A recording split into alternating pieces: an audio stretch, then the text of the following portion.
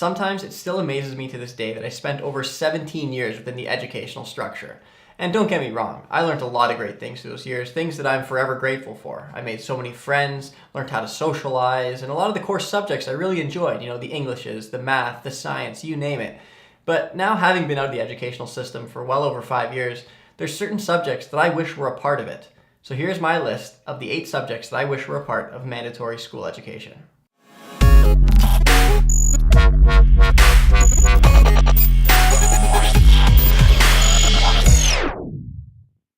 Number 1, gardening. Now I know that small facets of gardening can be found within both the elementary and secondary school education system, particularly within the realm of science where you start to understand plants.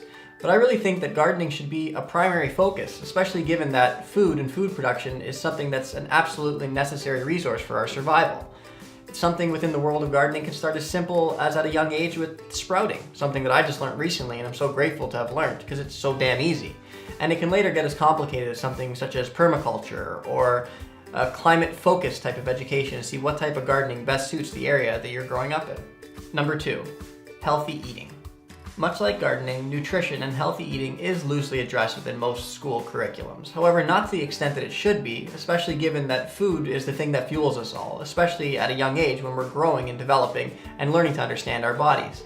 I really think that an educational system that focused on all the different aspects of healthy eating, that looked at the different food choices you can make, the different types of diets that you can try out, giving students the tools to best pick which one best suits their bodies.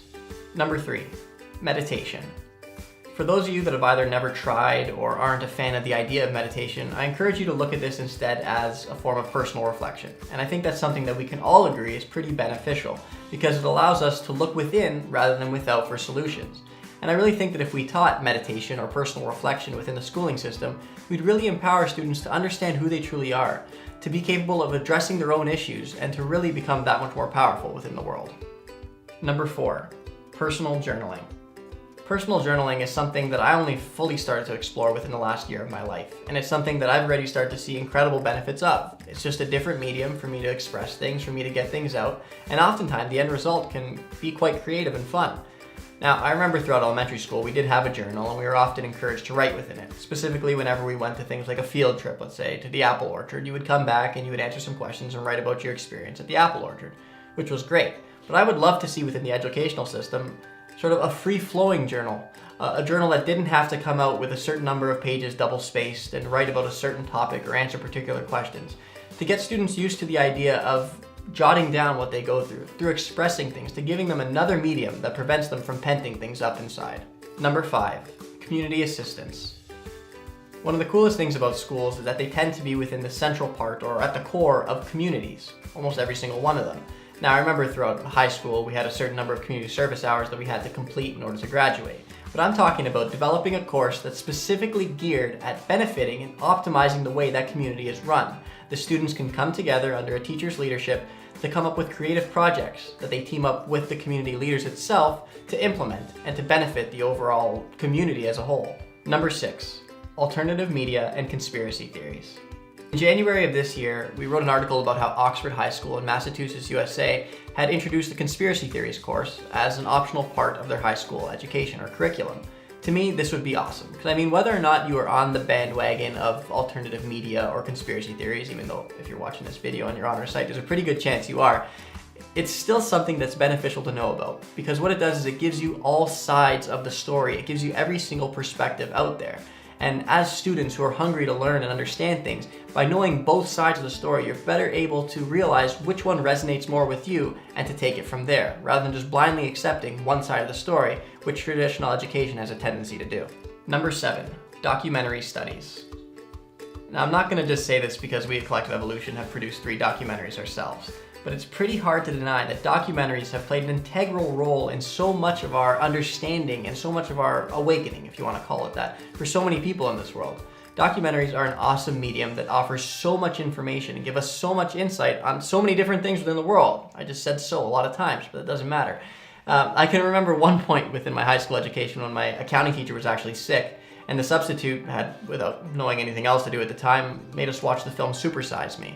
And I remember that actually stood out for me as one of the most memorable parts of my entire education. It gave me a completely different perspective on a food industry that I would have never otherwise seen. So I can only imagine if we made documentaries a part of regular education, how expansive our understanding would be and how much more hungry we as children or as students or young adults would be to find out more about the world. Number 8, group and paired communication. Now I know throughout school we're regularly encouraged and also mandatorily required to work within pairs or groups, and that's awesome because it allows us to work with people and get to know people that we otherwise would have never gotten to know.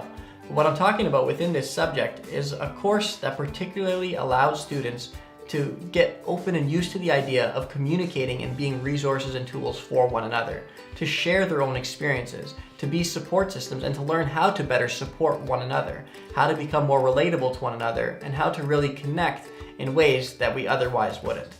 So what are your thoughts on these 8 subjects? Are there any that you think I missed or ones that you would love to see added? Be sure to let me and the rest of the CE team know via the comment section either at the bottom of the article itself or at the bottom of this YouTube video. And also be sure to subscribe to the CE YouTube channel to stay in the loop on all the latest shows, including a new one that we're going to be debuting on Tuesdays in the new year featuring Joe and myself with the CE team. It's called These Guys. You don't want to miss it. Reroll. Reroll. And let's make sure there's enough time on here just in case we don't look stupid. 24 minutes. 24. We're gonna bang it in 24. 3 takes.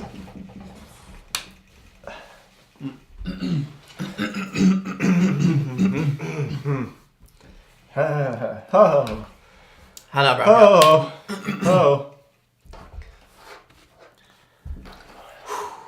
Oh.